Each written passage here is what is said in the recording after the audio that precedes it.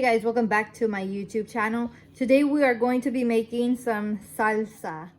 So here are the ingredients to make your salsa.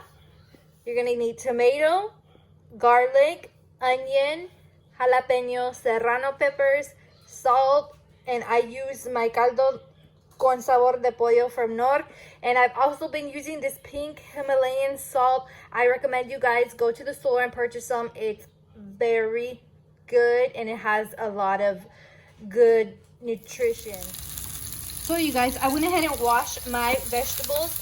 I cut them up and now I am going to let them fry on the stove on low heat for about 8 to 10 minutes. So after you have already fried your vegetables for about 8 to 10 minutes, I'm going to go ahead and put in my spices. I'm going to put my caldo de pollo of Nor, and then I'm going to put a little bit of my Himalayan sauce, and then we're going to